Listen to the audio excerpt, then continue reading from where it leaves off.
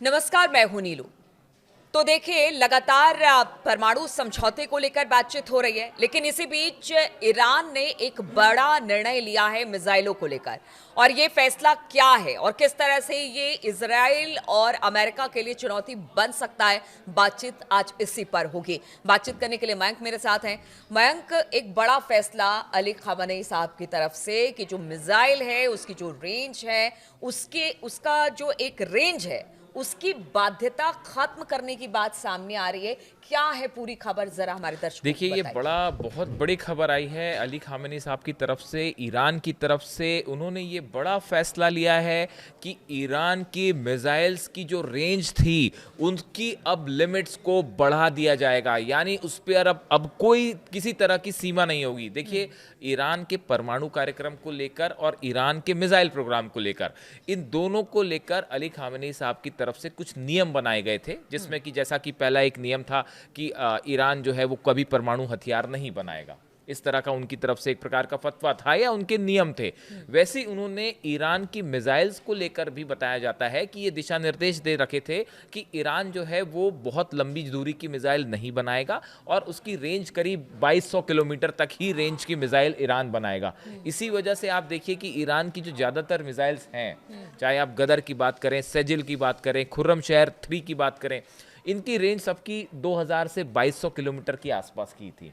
लेकिन अब उन्होंने ये फैसला लिया है, अली खामेनी साहब की तरफ से ये फैसला लिया गया है कि ईरान की मिसाइलों पर रेंज को लेकर ये जो 2200 किलोमीटर रेंज का जो एक प्रकार का लिमिट थी, अब ये लिमिट हटा दी गई है। और ये फैसला खुद अली खामेनी साहब ने लिया है, जिसकी काफ़ी ज़्यादा मांग हो रही थी ईरान की तरफ से।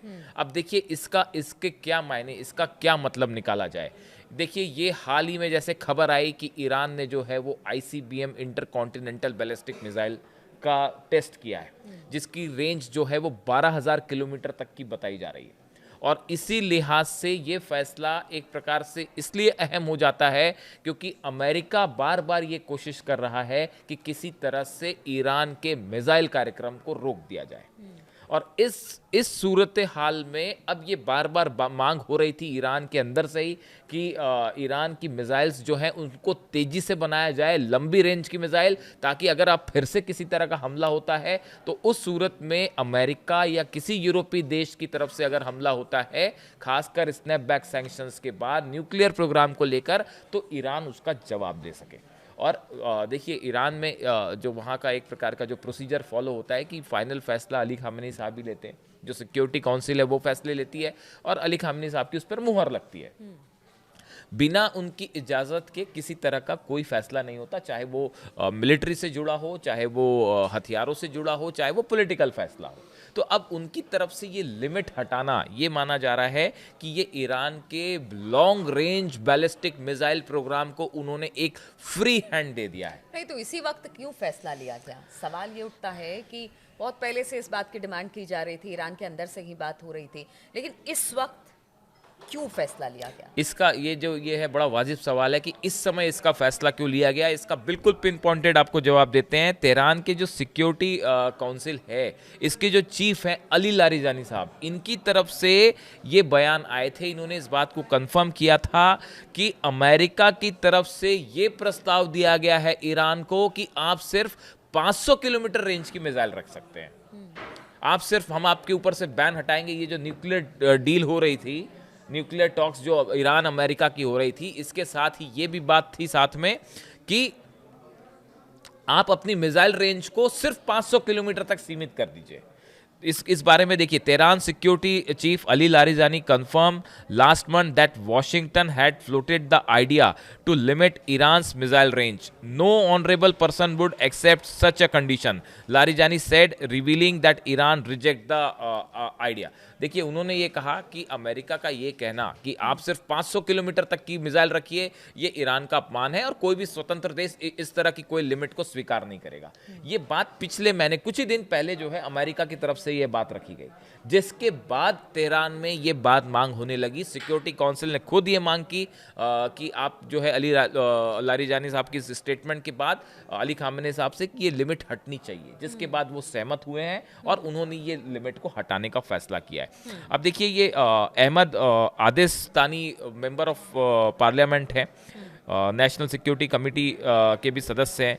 इन्होंने ये कहा है कि Iran has developed and will continue to develop its missile programme to any extent it deems necessary.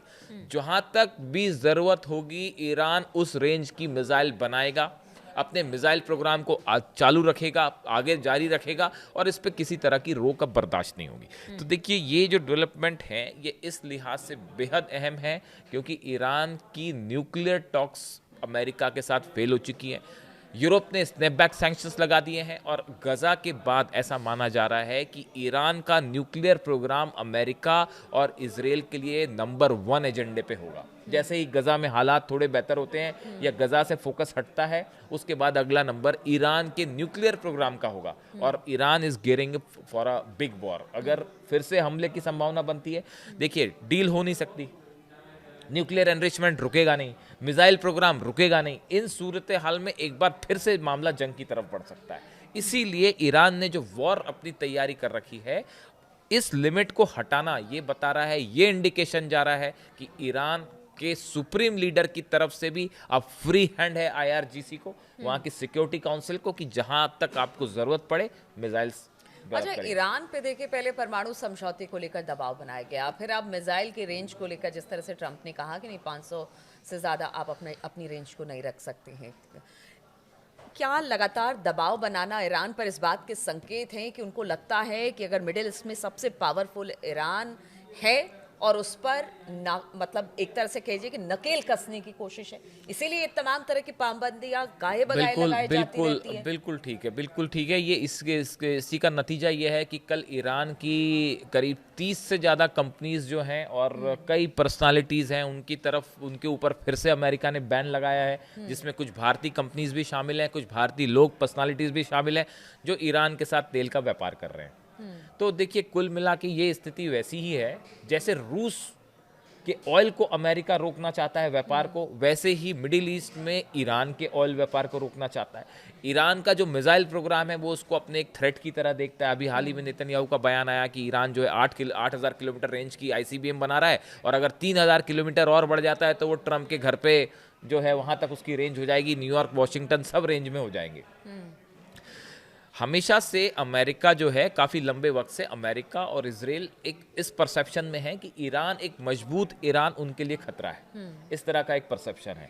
लेकिन मिडिल ईस्ट की सच्चाई ये है कि आज मिडिल ईस्ट में बिना ईरान के सहमति के या ईरान को अलग थलग करके कोई बड़ा फैसला नहीं हो सकता।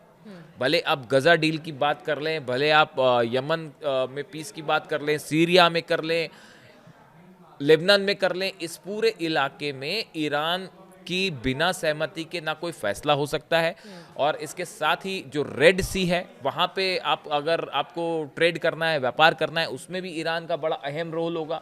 तो इन हालात में हॉर्मुज की खाड़ी में जो है वहाँ पे ट्रेड के लिए ईरान की भूमिका, ईरान का जो स्ट्रैटेजिक लोकेशन है वो ऐसा है कि बिना ईरान की सहमति के आप इस पूरे इलाके को डोमिनेट नहीं कर सकते।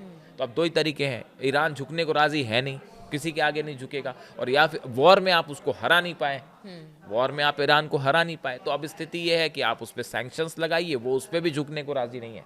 और अब की बार ये जो है, ये देखिए ये बहुत बड़ा फैसला है। अगर आप अली खामेनी साहब को जितना हम समझ पा रहे हैं, उनकी तरफ से ये फ्री हैंड देना कि आप लंबी रेंज की मिसाइल बनाइए, देखिए अली खामेनी साहब का बड़ा क्लियर स्टैंड है।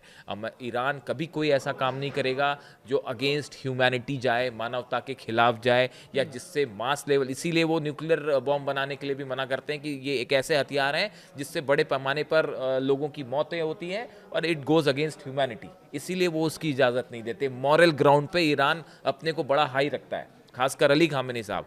अब उन्होंने जब इसकी परमिशन दी है, इससे संकेत मिल रहे हैं कि एक बार फिर मामला अमेरिका और ईरान के बीच एक वॉर की तरफ बढ़ता दिखाई दे रहा है, और ये इसका बड़ा इंडिकेशन। चलिए, तो आप समझ सकते हैं, कहावत है कि जितना दबोगे उतना आपको दबाया जाएगा। लेकिन ईरान इस बात को समझ गया है। जिस तरह से परमाणु समझौते को लेकर भी उसने अपनी तरफ से शर्तें रखी, भले अमेरिका और इजराइल कितना ही दबाव क्यों ना बनाए। अब मिसाइल की रेंज को लेकर भी एक तरह से कह लीजिए कि मोर्चा खोल दिया है कि हम आपकी बात नहीं मानेंगे, हम अपने मिसाइल प्रोग्राम को भी आगे करेंगे, उसकी रेंज को भी बढ़ाएंगे, आपको जो करना है कर लीजिए। तो इस तरह से आगे आने वाले दिनों में जिस तरह की स्थिति बनी हुई है, उसे कहा जा सकता है कि यहां पर तलखी और बढ़ेगी। जिस तरह से मयंक ने भी कहा, सैंक्शन लगाने की भी बात लगातार की जा रही है, एक के बाद एक सैंक्शन भी ईरान पर लगाए जा रहे हैं। अब देखना होगा इन सब का नतीजा क्या होता है। तो इस चर्चा में शामिल होने के लिए आप सभी का बहुत बहुत शुक्रिया।